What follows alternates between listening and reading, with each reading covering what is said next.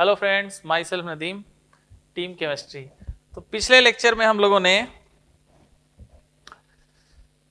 Start कर दिया था रिएक्शन ऑफ ग्लूकोज। तो एक तो रेड फास्फोरस HI के साथ रिएक्शन हो चुका था और उसके बाद हाइड्रोक्सिल अमीन से रिएक्शन करा दिया था। तो रेड फास्फोरस HI सिर्फ क्या रिप्रेजेंट कर रहा था उसमें कि भाई ये ग्लूकोज एक ओपन चेन स्ट्रक्चर है जिसमें 6 कार्बन की चेन होती है। हेक्सेन बना दिया था। Red phosphorus HI, carboxylic acid alcohol और एल्काइल हैलाइड और कार्बोनिल को किस में बदल दे देता है? एल्केन में बदल देता है। ठीक है, तो वो एक प्रूफ तो हो ही गया था। NH2OH आप जानते हो हाइड्रोक्सिल अमीन कार्बोनिल कंपाउंड के साथ रिएक्शन करता है। 1 मोल यूज हुआ था। तो इसका मतलब वो क्या बता रहा है कि उस ग्लूकोज में एक कार्बोनिल समूह तो है ही। ठीक है, बट दिक्कत यह है कि वो कार्बोनिल समूह कीटोन भी हो सकता है और एल्डिहाइड भी हो सकता है। तो अब वही दिक्कत को खत्म करेंगे धीरे धीरे ना। तो नेक्स्ट अपना रिएक्शन रहेगा रिएक्शन विद ब्रोमीन वाटर। तो ब्रोमीन वाटर क्या होता है? माइल्ड ऑक्सीडाइजिंग एजेंट होता है। माइल्ड ऑक्सीडाइजिंग एजेंट बहुत अच्छा तो नहीं होता है लेकिन फिर भी होता है। तो ये क्या करता है? एल्डिहाइड को बदल देता है किसमें? COOH में। माइल्ड वाले बदलते हैं ना, जैसे माइल्ड ऑक्सीडाइजिंग एजेंट। और क्या होता है माइल्ड ऑक्सीडाइजिंग एजेंट? और क्या होता है? जैसे हेलो फॉर्म्स होते हैं माइल्ड ऑक्सीडाइजिंग एजेंट, है ना। और टॉलेंस रिएजेंट भी माइल्ड ऑक्सीडाइजिंग एजेंट होता है। फेलिंग सॉल्यूशन भी माइल्ड ऑक्सीडाइजिंग एजेंट होता है। ठीक है, तो दोस्तों इसमें क्या हुआ कि CHO को उसने COOH में बदलता है। तो अब हमने जब डाला तो हमें क्या मिला? CHO था ये, CHOH का 4 CH2OH। अब इसमें हमने डाल दिया ब्रोमीन Br2 वाटर। तो ये तो ऑक्सीडाइज करता है कार्बोनिल को, COOH CHOH4 bond CH2OH, gluconic acid बना दिया उसने, ग्लूकोनिक एसिड। अब ये प्रूफ क्या कर रहा है? क्योंकि ब्रोमीन वाटर जो होता है वो एल्डिहाइड को ऑक्सीडाइज करता है। तो पहले प्रूफ हो चुका था कि हम लोगों के पास कि ग्लूकोज में 6 मेंबर्ड चेन होती है, 1 2 3 4 5 6। और उसमें NH2OH ने तो प्रूफ किया था उसमें एक कार्बोनिल है। और Br2 वाटर ने क्या प्रूफ कर दिया कि कार्बोनिल तो है, और वो कार्बोनिल क्या है? एक है, तो वो एल्डिहाइड है। तो एल्डिहाइड लगा दिया हमने, एल्डिहाइड लगा दिया। अभी तक तो इतना काम हुआ, साथ साथ आपके स्ट्रक्चर भी और रिएक्शन भी चल रहा है।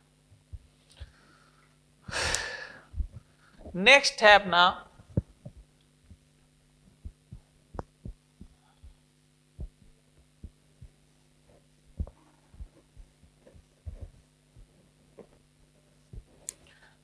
अपना रहेगा थोड़ा उतना तीसरा हो गया, जो भी है नंबरिंग अपना कर लीजिएगा। रिएक्शन विद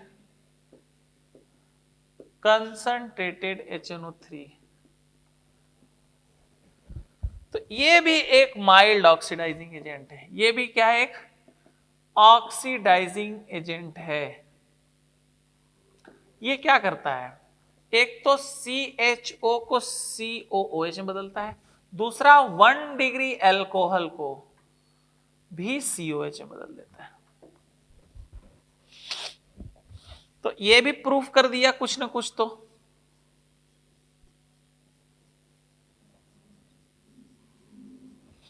इसमें डालते हैं कंसंट्रेटेड HNO3।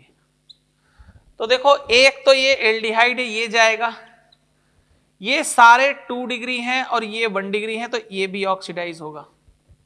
तो अब बना ये क्या? COOH, CHOH का 4 COOH। ठीक है।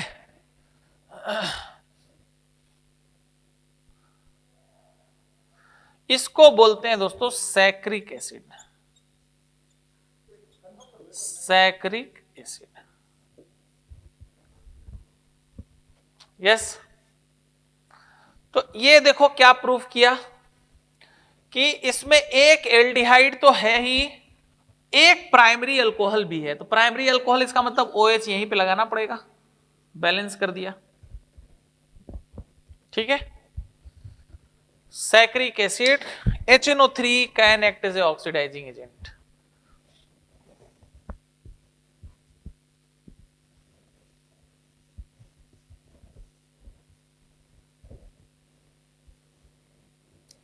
नेक्स्ट जो भी नंबर है आपका, reaction with excess of acetic anhydride AC2O twice O, acetic anhydride. Acetic anhydride को ऐसे भी लिख सकते हैं, या इसका आप जानते हो स्ट्रक्चर ये होता है CH3C double bond O C double bond O CH3। तो इसको AC2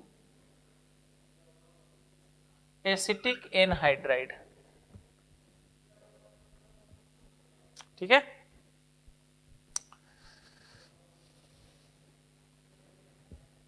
AC2 ट्वाइस नहीं, AC2O ही सिर्फ लिखा है। एसिटिक एनहाइड्राइड को क्या लिख सकते हैं, AC2O, या छोड़ो इसको ऐसे लिख देता हूं CH3CO ट्वाइस O, ये ऐसे आ गया। एसाइल का ट्वाइस, हाँ AC2 हो गया। हेलो, एसाइल AC2O, ये आ जाएगा, सही है। हाँ तो बच्चों नेक्स्ट क्वेश्चन की बात करते हैं, क्वेश्चन नंबर 28। तो आप जानते हो कि साइकोमोटर कोई अल्कोहल है, डेवलपमेंट इज रिटार्डेड। जब हम इस पर चाहे CH3COCl का रिएक्शन कराते हैं, एनसीईआरटी की चाहे CH3COOC डबल बॉन्ड OCH3 का रिएक्शन कराते हैं, ठीक है। तो आंसर कौन सा चला ये जाएगा? जाता है इधर, ये इधर, फिर ये वापस आया, ये निकल गया, एस्टर बन जाता है। या इस पर रिएक्शन कराया, ये इधर गया, फिर ये वापस आया, ये निकल लिया, फिर भी क्या बनता है, एस्टर, एस्टरिफिकेशन हो जाता है। ठीक है। तो ग्लूकोज एक्सेस में डाल रखा है L, CHO4CH2OH। अब हमने इसमें ट्राइसोमी है 21st क्रोमोसोम की, क्या किया, एक्सेस ऑफ एसिटिक एनहाइड्राइड डाल दिया, access of AC2O acetic anhydride. तो होता क्या इसमें, एसिटिक एनहाइड्राइड डालोगे तो क्या आएगा, O के साथ क्या लगेगा, C डबल बॉन्ड O, यही जुड़ रहा है ना, डिसऑर्डर यही जुड़ रहा है। तो OH अपने पास कितने हैं, 5 है। एक्सेस में डालोगे भी तो कितने मोल एसिटिक एनहाइड्राइड यूज होगा, 5 मोल यूज होगा। तो देखो CHOC OC double bond OMe का 4, और यहाँ आ जाएगा CH2OC डबल बॉन्ड OMe, ये आएगा। पेंटा ग्लूकोज पेंटा एसीटेट बन गया, ग्लूकोज पेंटा और मेल में एसीटेट बन गया होना, ये किस में देखा जाता है? अब देखो ये क्या प्रूफ कर रहा है, देखा जाता है, ये प्रूफ कर रहा है अगर एक्सेस में पेंटा एसीटेट अगर बना रहा है, फीमेल लाइक इसका मतलब है ग्लूकोज में सिंड्रोम में ऐसा देखा जाता है। नेक्स्ट 32, कितने OH ग्रुप प्रेजेंट है, मोनोसोमी के 4, में अपने को सॉरी 5। तो OH OH OH Turner syndrome, HH दो प्रकार हो गया स्ट्रक्चर ग्लूकोज का। तो ये जो स्ट्रक्चर्स है, ये जो रिएक्शन है, ये प्रूफ भी कर रहे हैं। ठीक है। आंसर कौन सा चला जाएगा, सेकंड।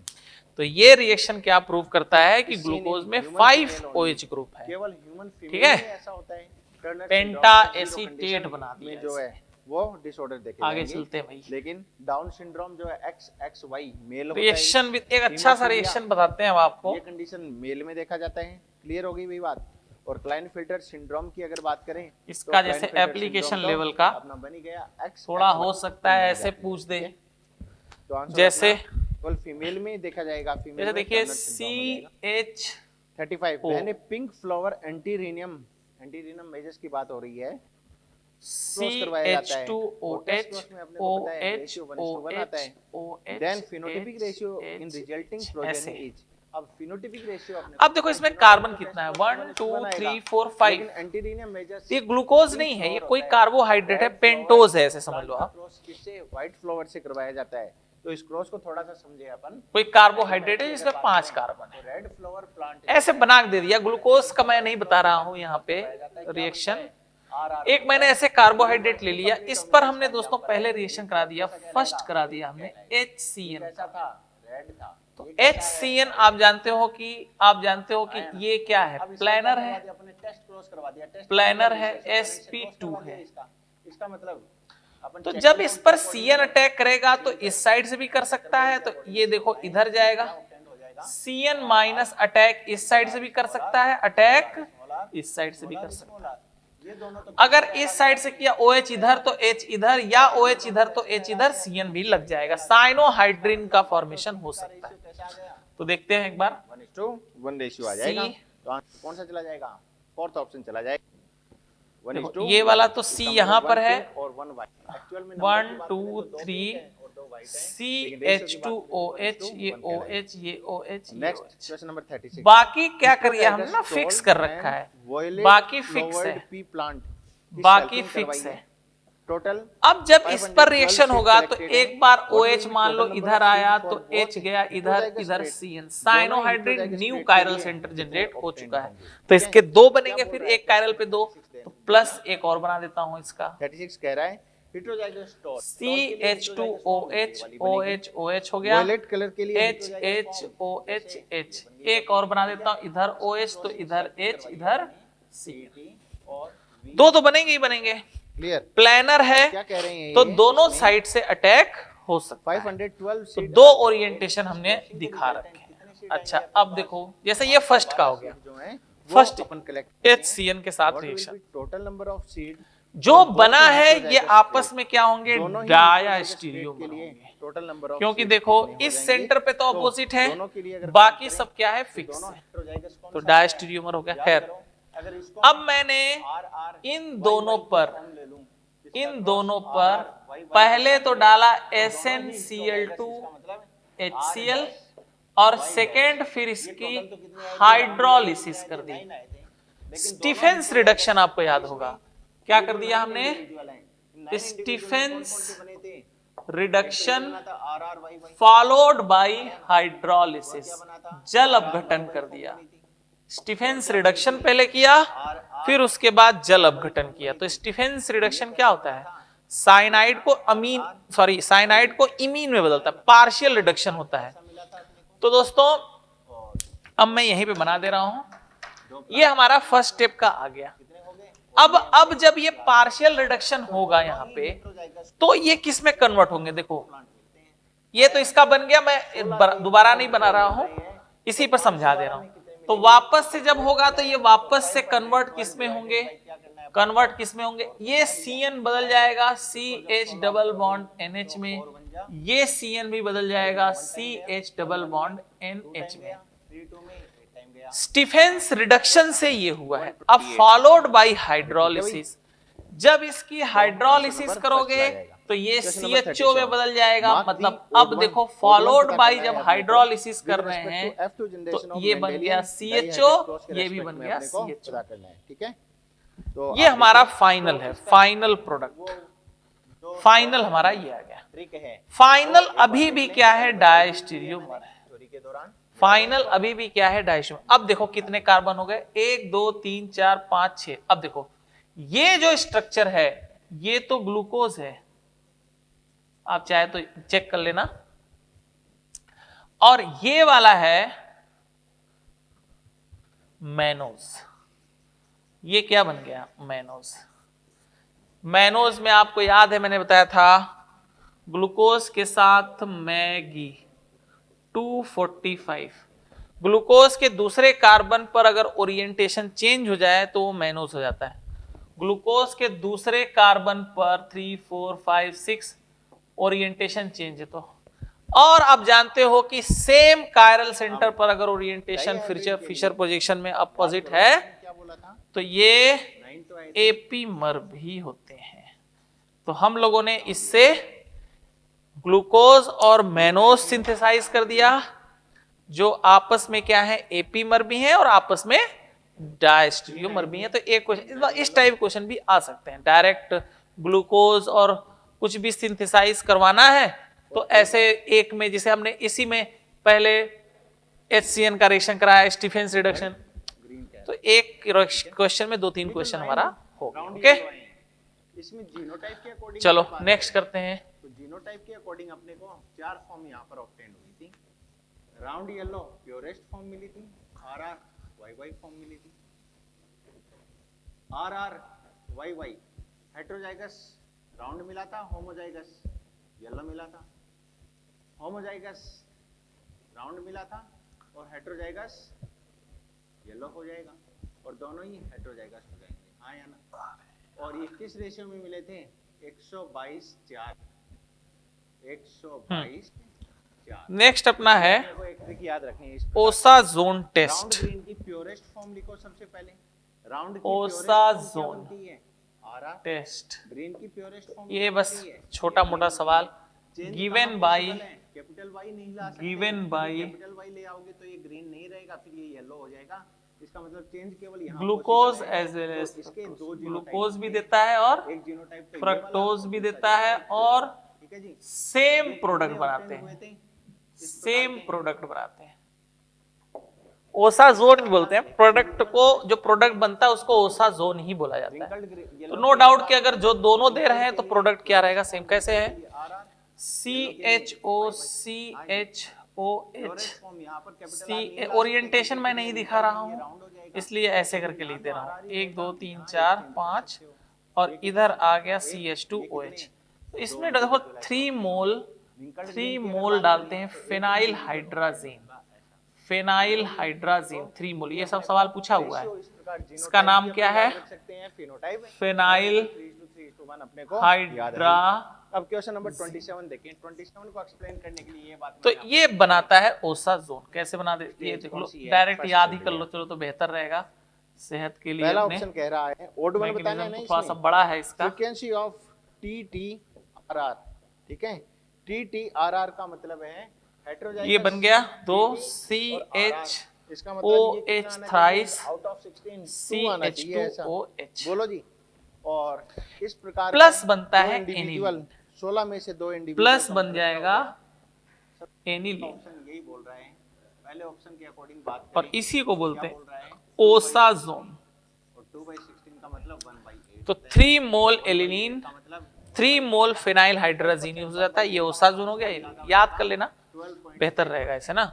तो फ्रक्टोज भी यही दे देता है। एक ये हो गया हमारा टेस्ट, RY को इन्होंने क्या एक इसको भी याद रखना है आपने, ठीक है। दूसरा क्या बोला है? RR बोल दिया। तो एक ही बात है, कैसे भी लिख लो इसको चाहिए।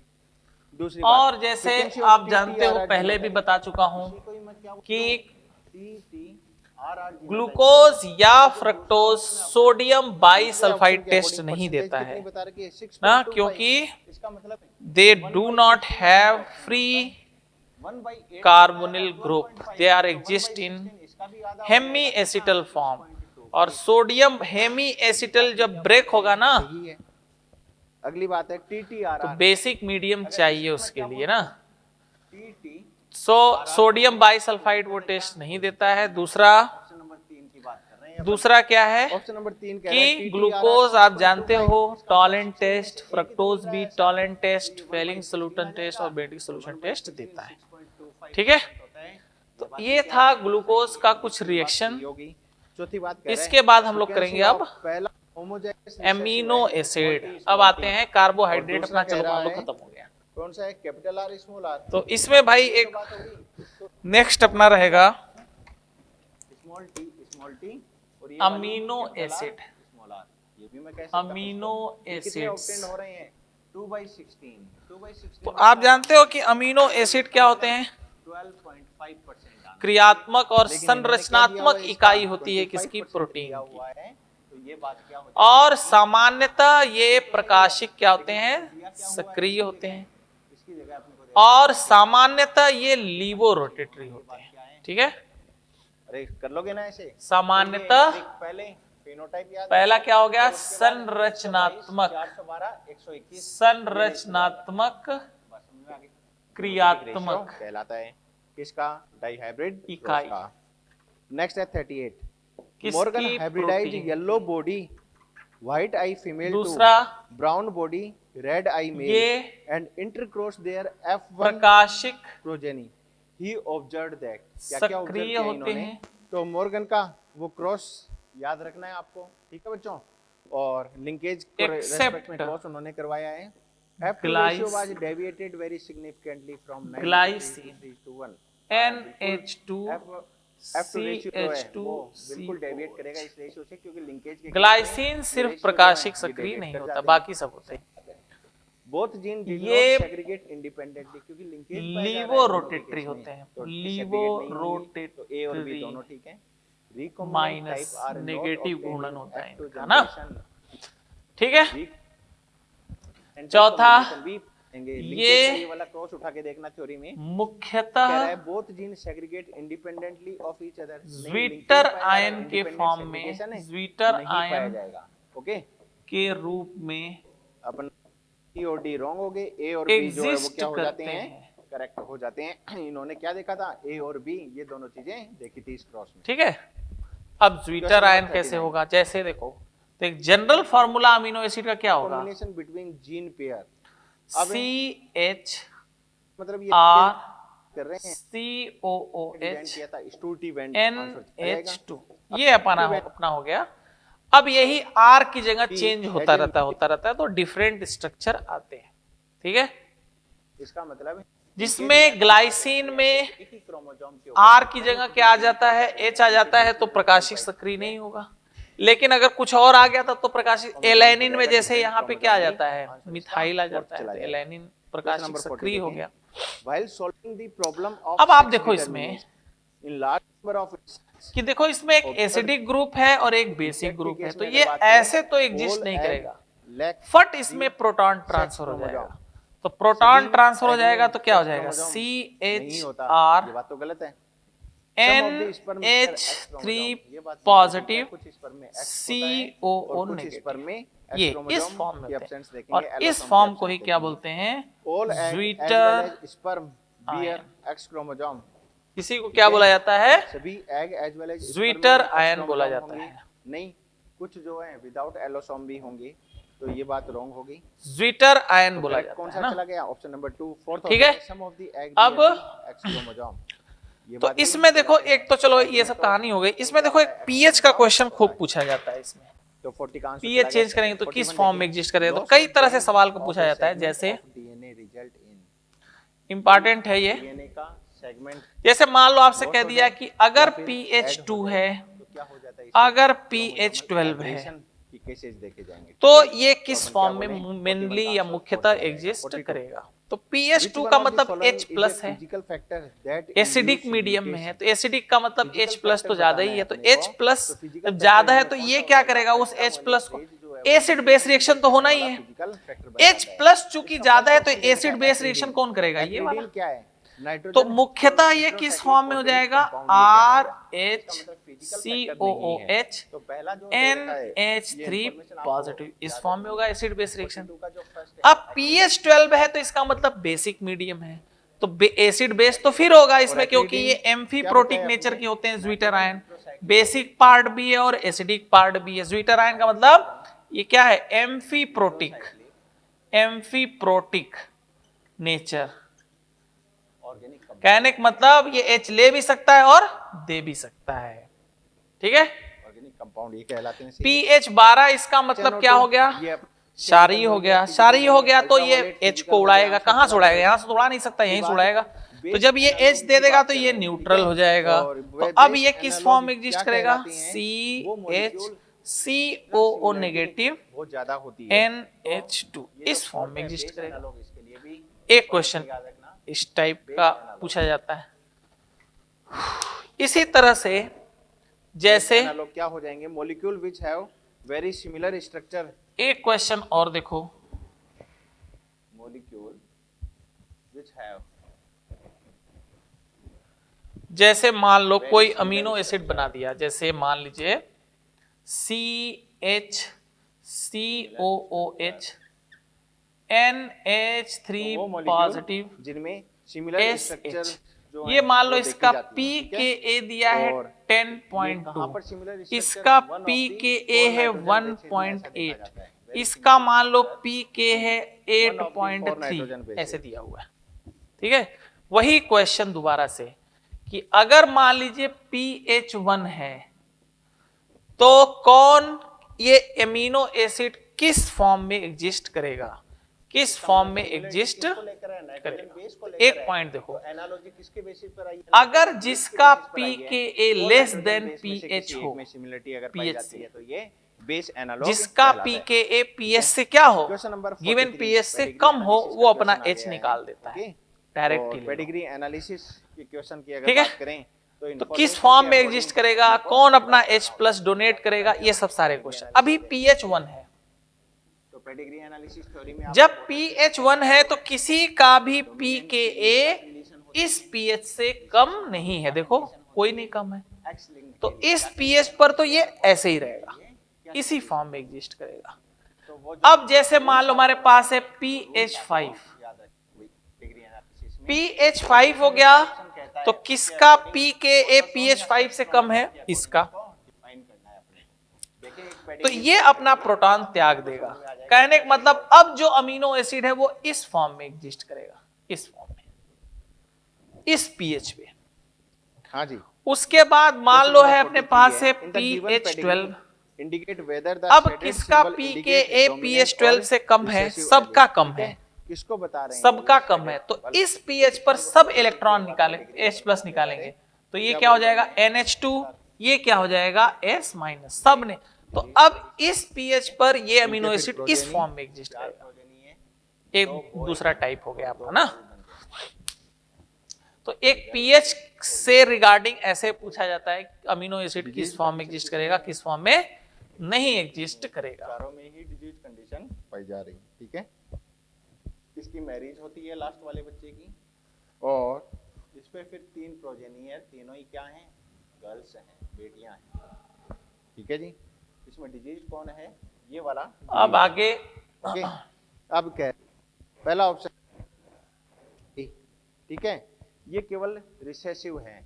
अब रिसेसिव ऑटोसोमल भी हो सकता है, और जैसे जो है वो डोमिनेंट भी एक कैलकुलेशन होता है, ये ऑटोसोमल रिसेसिव है, कैलकुलेशन होती है, लेकिन ये तो डिजीज नहीं है ना, ये डिजीज नहीं है, इसका मतलब या तो pH होगी या फिर कंडीशन है एट आइसो इलेक्ट्रिक में ये डिजीज पॉइंट, इसका मतलब सपोज करो ये वाली कंडीशन आ गई, आइसो इलेक्ट्रिक पॉइंट को बोलते हैं सम विभव बिंदु, सम ये कैसा है, डिजीज विभव ये कैसा रहा होगा, बिंदु, रहा होगा, ठीक है जी। ऑटोसोमल रिसेसिव के रेस्पेक्ट सम विभव बिंदु, लेकिन ये डिजीज पहली बात तो सम विभव बिंदु होता क्या है, कैसे रहे होंगे, या तो ये रहे होंगे, ठीक है।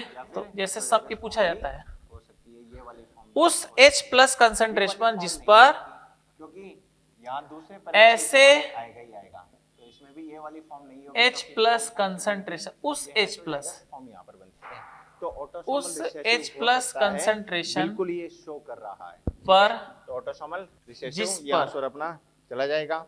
अब इसको अपन Zwitter देखते ion हैं किसके या अमीनो एसिड, डोमिनेंसी के अकॉर्डिंग, अमीनो एसिड ये सिंबल मिटा देता हूं किसी भी, तो रिसेसिव हो सकता किसी है, ये तो भी अपने सिद्ध कर दिया, डिफाइन कर दिया इलेक्ट्रोड डोमिनेंट के अकॉर्डिंग की तरफ, ठीक है। क्या बोला, ये डिजीज नहीं है, न जाए, इसका मतलब ये रहा होगा, और ये डिजीज है ऑटोसोमल डोमिनेंट के अकॉर्डिंग बात करूं तो या तो ये रहा होगा या फिर विद्युत अपघटन के दौरान, विद्युत अगर ये अपघटन वाली सिचुएशन है, ठीक है, इनमें से कोई भी सिचुएशन हो सकती है, लेकिन यहाँ से स्मॉल ए आएगा, इसका मतलब थोड़ा सा सेंटेंस स्मॉल ए तो होगा ही होगा, पैसिव वॉइस टाइप का हो गया। यहाँ से क्या हो गया, उस कंसंट्रेशन H प्लस कंसंट्रेशन पर, तो फिर उस H प्लस कंसंट्रेशन पर मैं अगर विद्युत अपघटन करता हूं तो वो किसी भी इलेक्ट्रोड की तरफ न जाए, तो एस उस बिंदु को बोलते हैं आइसो इलेक्ट्रिक पॉइंट उस बिंदु को, या अगर ऐसी बात दूसरा करें, कह सकते तो यहाँ हैं से इस- आइसोइलेक्ट्रिक, यहाँ से small a आए, तो ये digit- आइसोइलेक्ट्रिक यहाँ दोनों पॉइंट से ही पर small a आ जाए, तो ये कैसा कहलाएगा? ज्वीटर जिस पर condition कहलाएगी। इसका मतलब है ज्वीटर आयन को भी रिप्रेजेंट कर रहा है पेडिग्री, ये का रेसिस्टिवनेस को भी रिप्रेजेंट कर रही है। concentration तो आंसर maximum चला जाएगा। होता है। था इट कैन बी रिसेसिव और डोमिनेंट, ठीक है। दोनों हो सकते हैं। या तो आंसर आइसोइलेक्ट्रिक क्वेश्चन नंबर 43 का। नेक्स्ट आ जाए 44। पॉइंट In which पर of the following disorder a single protein that is a part of concentration involved in of blood cation affected? और ये definition equal to किसने the दी है? Hemoglobin concentration दी है। of इसमें anion। जो एक ही clotting बात है ब्लड की वो नहीं हो पाती है, ठीक है। और हीमोफीलिया तो ये सवाल ये ना पूछा जाता है समविभव बिंदु का डेफिनेशन क्वेश्चन टाइप का 45 क्वेश्चन। अब देखो इसमें पीएच कैसे निकालोगे, जैसे फिर से वापस आ जाते हैं आइसोइलेक्ट्रिक पॉइंट पर पीएच कैसे निकालते हैं? PH equal to pKa1 plus pKa2 divide by 2, ये होता है फॉर्मूला। निकालना कैसे है? जैसे वापस उसी पे आ जाते हैं CHCOOH तो ये अनअफेक्टेड होता है, NH3 पॉजिटिव, और ये हो गया अपना SH, ये 1.8 था, pKa 10.2 pKa था, इसका pKa मान लो 8.3 pKa। तो कह रहा है इसका ना pH एट आइसोइलेक्ट्रिक पॉइंट बताओ, डेफिशिएंसी कंडीशन में pH आइसोइलेक्ट समविभव बिंदु पेज बताओ। अब देखो इसमें एक बात का ध्यान रखना पड़ेगा, हमने चाहे इसमें और भी हो सकते हैं, pKa खूब सारा दिया जा सकता है। आपको क्या करना है कि वो दो लेना। अब दो कौन सा लें? ये दोनों लें कि ये दोनों लें कि ये दोनों लें? ठीक है। ऑक्सीजन तो देखना है कि एसिडिक है। देखो अमीनो अम्ल क्या है, एसिडिक है कि नहीं, अम्ली है कि नहीं, क्योंकि इसमें एसिडिक ग्रुप ज्यादा है। अगर अम्ली हो तो दो लोवेस्ट क्लोजेस्ट ले लो pKa वैल्यू, दो लोवेस्ट क्लोजेस्ट, तो क्या हो जाएगा आंसर 8.3 प्लस 1.8 डिवाइड बाई 2, ये आंसर हो जाएगा। जो सबसे छोटे दो हो क्लोजेस्ट हो वो ले लो। अगर बेसिक है तो करेक्ट ऑप्शन हो गया ऑप्शन नंबर। अगर बेसिक है नेक्स्ट जैसे मान लो इसमें बेसिक ग्रुप अगर होता ज्यादा तो बेसिक अमीनो एसिड, तो वही उल्टा कर देना, दो हाईएस्ट क्लोजेस्ट ले लेते, किसके द्वारा? वैलिन के द्वारा। दो पीके ऐसा लेते कौन सी चेन जो हाईएस्ट हो और क्लोजेस्ट हो, तो आंसर तो फर्स्ट चला पीएच जाएगा। निकल जाएगा। 47 यस, वाई लिंक्ड ये जीन हो इज गई बात। रिस्पांसिबल फॉर आइसोइलेक्ट्रिक पॉइंट पर पीएच निकालना। क्या देखा था? ईयर पिन्ना पर हेयर की ग्रोथ अपन ने देखी थी। वाई लिंक्ड अब आप जानते हो फादर से सन में ही जाता है, फादर से बेटी में नहीं जाता है।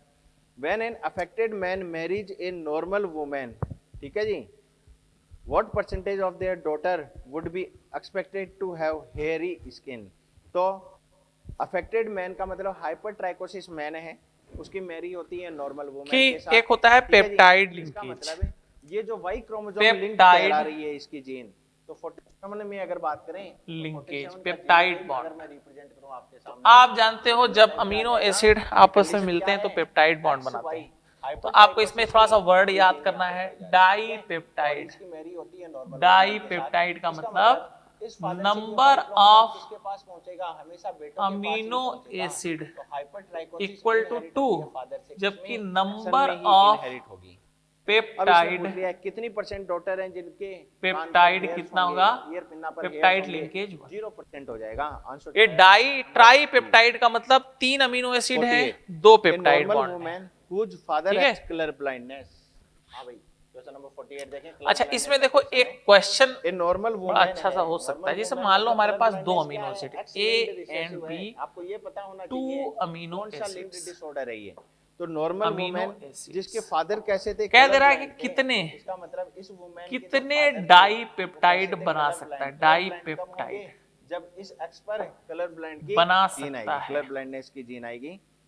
तो पक्की बात है कि फादर के पास एक्स ही है। तो देखो मैं इसका एक वैसे तो देखो स्ट्रक्चर बना के बनाना पड़ता है, बट मैं इसका एक काम चलाने के लिए सिंपल फार्मूला लिख दे रहा हूँ। फादर हैज कलर ब्लाइंडनेस, ये n के पावर कर लो नॉर्मल मैन, x, ये वुमेन किससे नंबर ऑफ नॉर्मल मैन के साथ डाईपेप्टाइड, मैरिज इसकी होती है। Number of peptide, number of peptide. Colour यानी अब ये है क्या? कलर ब्लाइंडनेस आने के चांसेस क्या है? ये तो है नंबर ऑफ अमीनो एसिड, तो कंडीशन XX और XY ये वाली कंडीशन बनती है। और X अब क्या ये है, X इन दोनों कौन के सा साथ लिंकेज बनाना है, डाई पेप्टाइड बनाना है कि ट्राई पेप्टाइड बनेगा। बनाना है। तो देखो क्या है, दूसरी कंडीशन क्या बनेगी, तो X इसके C Y बनेगा।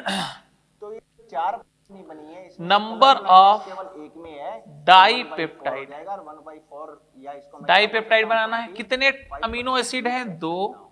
कितनी डाई पेप्टाइड, percent डाई का प्रोटीन मतलब में 2 ऐसा होता है होगा, तो 2 के पावर 2, 25% इसका प्रोटीन में मतलब ये कितने वाला डाई केस है, पेप्टाइड देखा जाएगा डिफरेंट कलर टाइप के ब्लाइंडनेस बन का। सकते हैं, तो 4। आंसर चला जाएगा अपना number option of number different amino acid, जितना आपने अमीनो एसिड लिया है वो ऑप्शन नंबर पावर फर्स्ट इसका किस आंसर। टाइप का पेप्टाइड बॉन्ड बनाना, nature of peptide, dipeptide, अगले ट्राई क्वेश्चन की ओर पेप्टाइड, मूव करें। Tetrapeptide. ये मिस्टर जैसे मान स्टीवन लीजिए, is suffering from haemophilia and cystic fibrosis. Haemophilia इसका जैसे मतलब मान लो एक्सियल हमें डिसऑर्डर हो गया। 3 अमीनो Cystic एसिड है, fibrosis इसका मतलब A, autosomal B, recessive, C। ये बन गया। His ठीक है, father is 3 amino acid heterozygous for cystic 3 fibrosis. amino The acids, probability of different। Steven's sperm having recessive X-linked as well 3 as different autosomal amino acids allele। हैं। ये probability कितनी अब हमें बताना है इसका डाई पेप्टाइड। क्वेश्चन नंबर 49 है। Mister तो स्टीवंस कितने अमीनो एसिड हैं, कितने प्रकार के, 3। हीमोफीलिया 3 से अमीनो एसिड ग्रसित लिया है। हीमोफीलिया मतलब पावर डाई बनाना है तो पावर 2 पाई जा रही है। ट्राइपेप्टाइड, सिस्टिक फाइब्रोसिस भी डिजीज है, ट्राइपेप्टाइड। ऑटोसोमल रिसेसिव है।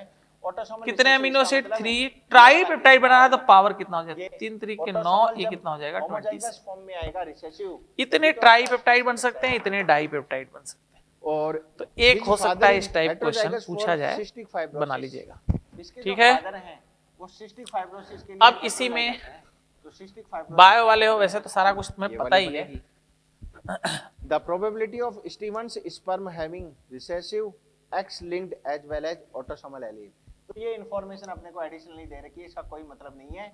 अपने को ये पता है कि ये जो है ये सिस्टिक फाइब्रोसिस से अफेक्टेड। तो भाई एक बात का ध्यान रखना इसमें कि विटामिन, न्यूक्लिक एसिड, यार बायो में खूब पढ़ लिया, आप कॉपी में चला भी क्या होगा। तो विटामिन वाटर सोल्यूबल कौन से होते हैं, फैट सोल्यूबल कौन से होते हैं, उनका केमिकल नेम क्या होता है, ये आपको याद होने चाहिए। और याद है आपको, ऐसी बात नहीं है। न्यूक्लिक एसिड में वही पायरनो क्या होता है, डीएनए आरएनए में फर्क, वो सबको याद है, 9 10 से ही पढ़ रहे हो। और मेन इसमें यह है कि जो राइबोस शुगर, डीऑक्सीराइबोस शुगर का स्ट्रक्चर और nitrogenous base adenine, guanine, thymine, cytosine का स्ट्रक्चर जरूर याद होना चाहिए आपको। न्यूक्लियोटाइड क्या होते हैं, न्यूक्लियोसाइड क्या होते हैं, पता है आपको। तो एक बार आपको ये करना पड़ेगा और कर लीजिएगा। आप लोग बायो वाले हो तो इसलिए मैं वो सब टॉपिक आपको नहीं करा रहा हूँ, जहां तक समझाने वाला वो बता रहा हूँ मैं आपको ना। तो वो भी आप कर सकते हो। और विटामिन कर ही लोगे उसी तरह से। विटामिन में वही है, फैट सोल्यूबल कौन से होते हैं, वाटर सोल्यूबल कौन से होते हैं, उनका केमिकल नेम क्या होता है। तो इसमें देखो, जैसे अब प्रोटीन में ही चलो चल रहे हैं, तो प्रोटीन में आप जानते हो एक प्राइमरी स्ट्रक्चर होता है, सेकेंडरी स्ट्रक्चर होता है, क्वार्टनरी स्ट्रक्चर होता है, टर्शरी, क्वार्टनरी। प्राइमरी से जो सबसे स्टेबल स्ट्रक्चर होता है, वो जो कभी डिस्ट्रॉय नहीं होता, वो प्राइमरी स्ट्रक्चर। बाकी आप जानते हो हीट डालने पर, पीएच चेंज करने पर बाकी स्ट्रक्चर डिस्ट्रॉय हो सकते हैं। जैसे कि एग्जांपल हम जानते हैं denaturation of protein, boiled egg को जब बॉइल्ड करते हैं, बॉयल करते हैं तो वो क्या होता है, उसका प्रोटीन कोएगुलेट हो जाता है, डीनेचर हो जाता है। Quaternary structure, tertiary structure, secondary structure destroy हो जाते हैं, प्राइमरी रहता है। ठीक है, that is denaturation of protein की स्टेबल फॉर्म, जो stable form of most stable form of protein का जो स्ट्रक्चर है वो क्या हो जाता है, डिस्ट्रॉय हो जाता है। ठीक है, तो इसीलिए बोला जाता है ना कि बॉइल्ड एग की जो होती है एंट्रोपी अनबॉइल्ड एग से क्या होती है, ज्यादा होती है, क्योंकि होता है डीनेचुरेशन ऑफ प्रोटीन से। प्रोटीन का क्वार्टनरी स्ट्रक्चर क्या हो जाता है, डिस्ट्रॉय हो जाता है, तो स्टेबल से अनस्टेबल हो जाता है, इसलिए उसकी एंट्रोपी क्या हो जाती है, बढ़ जाती है। तो ये सब आपने किया ही है, सब पता है आपको ये वाला, तो उसको पढ़ लेना। आप अपने बायो वाले से ही चाहे तो पढ़ लेना आगे वाली चीजें। और ये बाकी चीजें हमने आपको समझा दी हैं, पेप्टाइड बॉन्ड, अमीनो एसिड और ये सब। देखो एक तो अपने मॉड्यूल में ये चार्ट ना मॉड्यूल से ही बनाना, जो ये चार्ट है अमीनो एसिड्स का वो मॉड्यूल से ही बनाना। याद आपको करना पड़ेगा स्ट्रक्चर के साथ, क्योंकि बहुत ही खतरा अब हो गया है। जैसे सवाल इसके स्ट्रक्चर से बहुत पूछे जा रहे हैं अब। जैसे most basic amino acid arginine होता है, क्योंकि इसमें ग्वानिडीन टाइप स्ट्रक्चर होता है। उसी तरह से जैसे एरोमेटिक अमीनो एसिड है, histidine, tryptophan, tyrosine, phenyl alanine, ये सब क्या है? एरोमेटिक अमीनो एसिड्स हैं। उसी तरह से आप जानते हो जो most famous sulphur containing, cysteine, methionine, sulphur containing. अब जैसे मान लीजिए ना, ये एक सवाल टेस्ट वाला जैसे सवाल बार बार मैं कर रहा हूं, जैसे NH2 है, CHCOH। अब जैसे फेनाइल क्या है? टायरोसिन। टायरोसिन में HR की जगह ये आ जाता है, रेस्पेक्ट में इनकरेक्ट कौन सा हो गया? ऑप्शन नंबर ये आ जाता है, बेंजीन है यहाँ पे और यहाँ पे आ जाता है OH। OH। तो जैसे फिनाइल एनेलिन है, तो फिनाइल एनेलिन कौन कौन से टेस्ट दे सकता है? देखो ये primary amine 1 degree amine test दे सकता है, 1 डिग्री अमीन टेस्ट। फिर देखो ये सोडियम बाइकार्बोनेट और सोडियम बाइसल्फाइड और Na2CO3 टेस्ट दे सकता है। दूसरा देखो ये फिनॉल है, तो phenol again FeC1% FeCl3 violet complex बनाता है। तो इस तरह के क्वेश्चन हाइब्रिड ब्लू फ्लो का ज्यादा स्कोप कहां पर है?